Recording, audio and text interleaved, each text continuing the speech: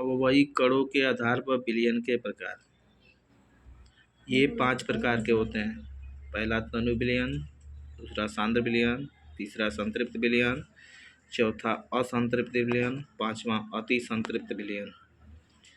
सांद्र विलयन को इंग्लिश में कंसंट्रेशन सॉल्यूशन कहते हैं। संतृप्त विलयन को सैचुरेटेड सॉल्यूशन कहा जाता है। असंतृप्त विलयन को अनसैचुरेटेड कहा जाता है और अति संतृप्त विलयन को अनसैचुरेटेड विलयन कहा जाता है। तनु विलयन, जिस विलयन में विलय की सांद्रता कम होता है वह विलयन तनु विलयन कहलाता है, जैसे DiHCl, DiHNO3 इत्यादि।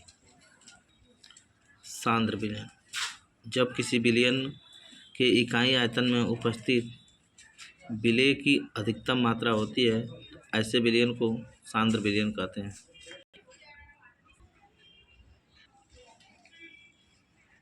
देख सकते हैं विलयन में चीनी जो है ज़्यादा है और पानी कम मात्रा में।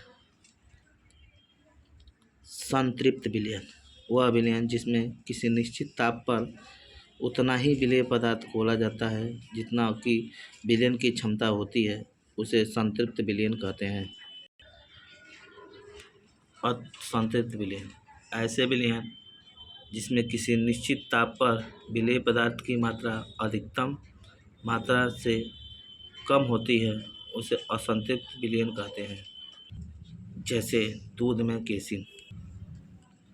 अति संतृप्त विलयन, ऐसे विलयन जो स्थिर ताप पर विलयन में विलेय की मात्रा संतृप्त विलयन से अधिक हो जाती है, उस विलयन को अति संतृप्त विलयन कहते हैं, जैसे सेलुलोज।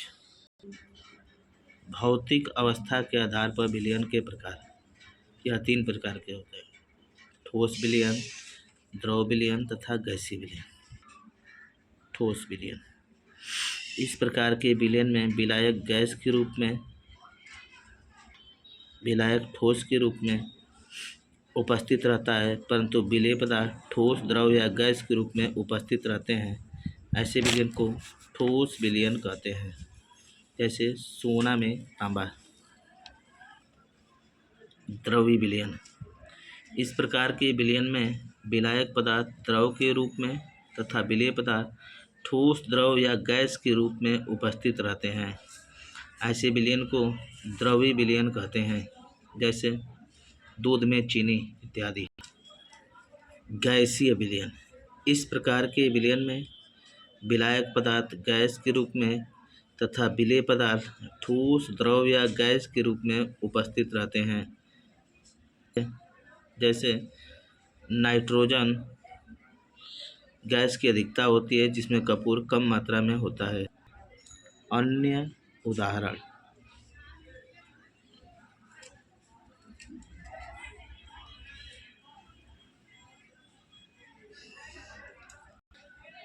वीडियो अच्छा लगा हो तो लाइक सब्सक्राइब जरूर करें तथा वीडियो को शेयर करना न भूलें। धन्यवाद।